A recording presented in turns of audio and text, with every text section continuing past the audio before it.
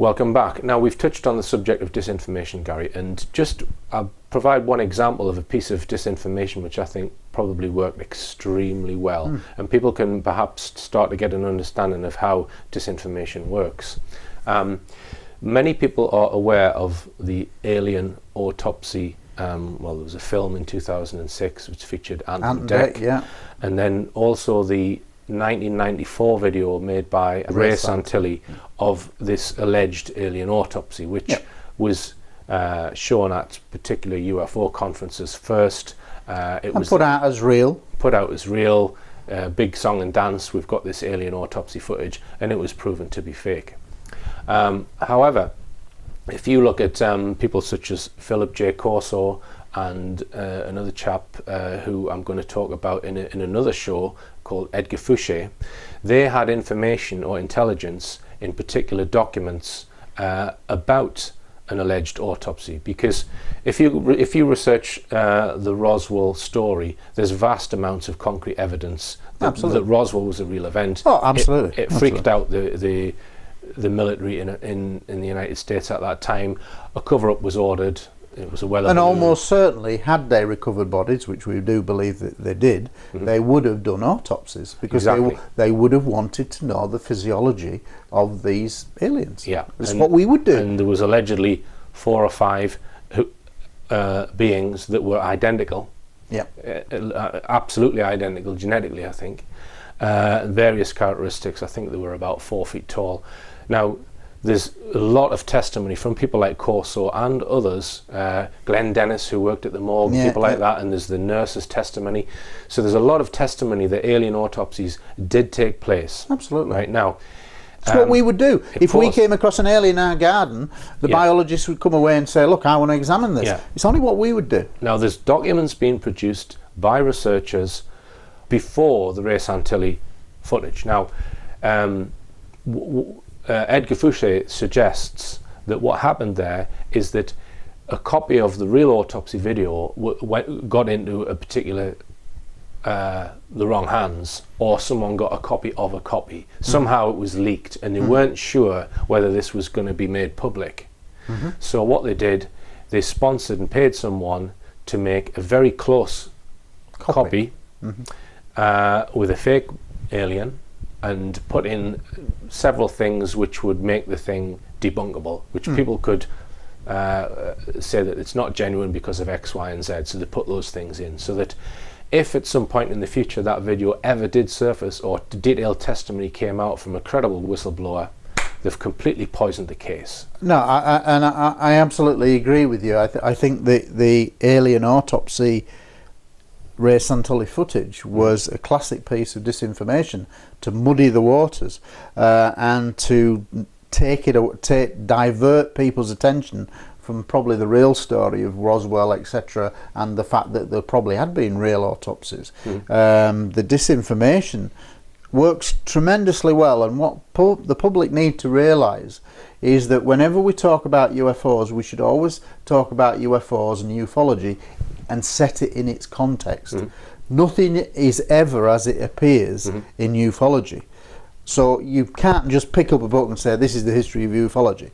There are many different layers, because this is dealing with things that governments, and certainly the Americans, do not want the public to ever really know what's the best evidence of what's gone on. So I think that those people who got involved in the Santilli footage was a deliberately ploy, disinformation, to actually kind of like rubbish the whole thing and trivialize it in the media. As they say, the best lie is one that is very close to the truth. Oh, absolutely, it's a fine line. Yeah. Now, I'm going to stick my neck out, and because I think similar things have gone on in the UK with regards trying to put disinformation about, say, secret bases or mind control or super soldiers and all of that kind of thing. And one claim is that there is an underground facility at a place called Peasmore. Now this has been put out by one particular researcher who I won't name just yet, but I've done my own investigation into that area, completely separate from any claim. Now, I have found several pieces of evidence nothing to do with Barry King. Okay, several pieces of evidence which I've got, which tells me that there is an underground facility at Peasmore. But I don't think there's aliens there, I don't think there's trip seats there, and I don't think what Barry King says is there. But I think there is something there. In my opinion, there's something important at Peasmore under the ground, and the Barry King material has been put out in advance in case any genuine whistleblower comes forward and speaks about that base. Because, okay, some people will believe Barry King that there's reptilians and greys and seats that people get put in to read their mind and this kind of thing, and programmable life forms that are being grown in vats and this kind of stuff. Some people will believe that, and they will believe just his word on that. Okay, most people won't believe it. But if a whistleblower come out talking about a base at Peasmore now,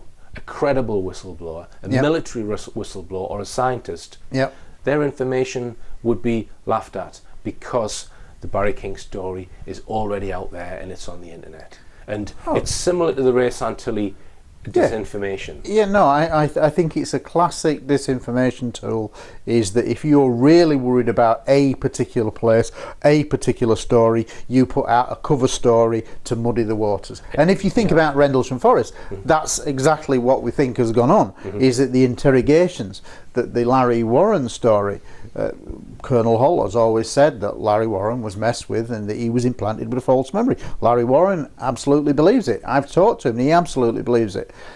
But at the same token, he knows that his mind was messed with, so he can't say for certain. He believes it was real, but he doesn't know. So, but we talk about the binary codes and Jim Penniston. Well, when I did my research for UFO Truth magazine, I found that there was the Glimpses of Other Realities by Linda Moulton Howe. There was a partial transcript of his 1994 hypnosis, and in the book it actually says that one of the first questions is from the interrogators: can you see the binary codes? Jim Penniston replies, yeah, I can see the binary codes. Well, if that's the case, that's an implanted memory. Right. The interrogators are saying, can you see the binary codes? Can you see the lighthouse? Yeah, I can see the lighthouse. Yeah, I can see the binary codes. Right. That is not fresh information. That's derived information when somebody else has mentioned it first. So I mean, Larry Warren, Gary, a lot of the original witnesses say he wasn't there, but he believes he was there, and his story is different from the witnesses. Their stories generally tally, they line up broadly.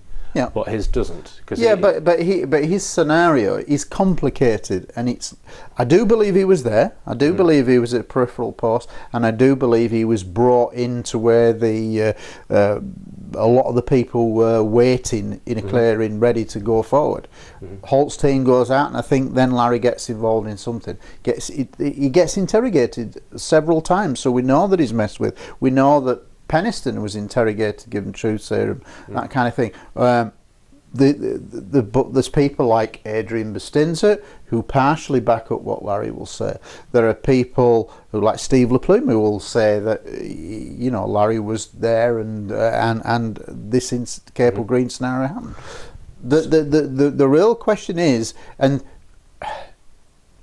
rather than point fingers and say you're lying like that, for me, the Rendlesham Forest story is all about everything, and the good bits, the bad bits. You can't just like the bits that you like and miss the bits that you don't like. It's the whole story, and really for me, all of the witnesses should really be working together and just saying, yeah, I might not necessarily agree with your part, but you're a part of it.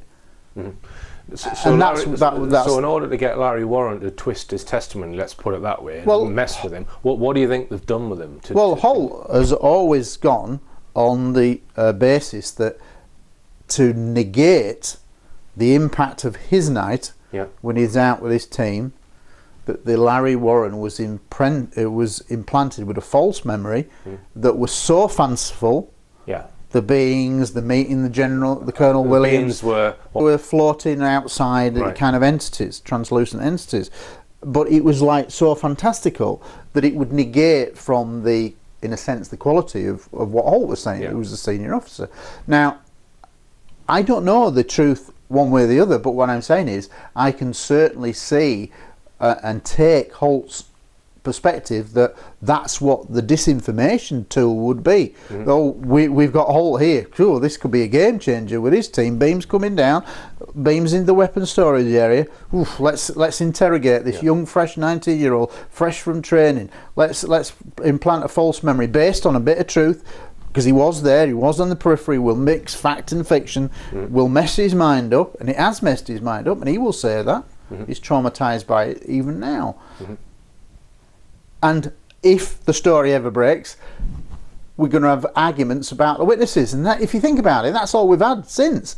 You've got different parties arguing with each other. But now we've had the binary code revelations in 2010 from Jim Penniston, which I feel very suspect about, because it just doesn't seem to me credible. After 30 years, you're going to hide this, and then suddenly tell somebody. The one person for me who we should have told, who we could have told, was John Burroughs, who was with him in the forest. So when he says, who do I tell? You know, I couldn't tell anybody. Well, he could tell John Burroughs, and he never did until October 2010. That, to me, as a detective, doesn't make sense. So, you know, and when I look at the hypnosis transcript, for me, that when somebody says, can you see in the binary codes first, then that's somebody introducing the subject to binary codes before Penniston voluntarily says, I can see the binary codes. It's like he's being led. Information is being pumped into him. So it could be disinformation too. It might be true that an extraterrestrial or non-human civilization would use binary codes. I personally doubt it. So what were the binary codes allegedly saying?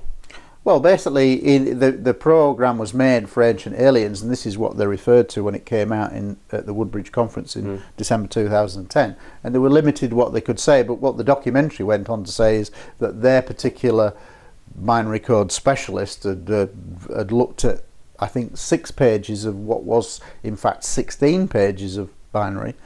But it depends on who you're talking to. Sometimes he'll say it's 12, sometimes it was 14, so 6, which again, I think I'd know if I'd wrote 16 pages, I'd know it was 16 and always say it was 16, not 12 or 14.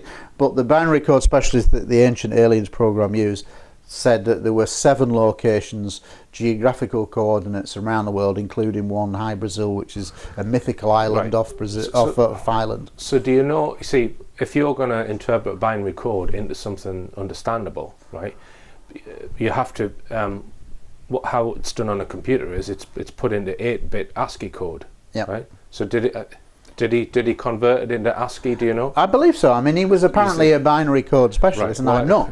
But it was basically planetary advance, you know, like a continuing study. And Jim Penniston believed it was time travellers from the future. But just, are you sure it was ASCII?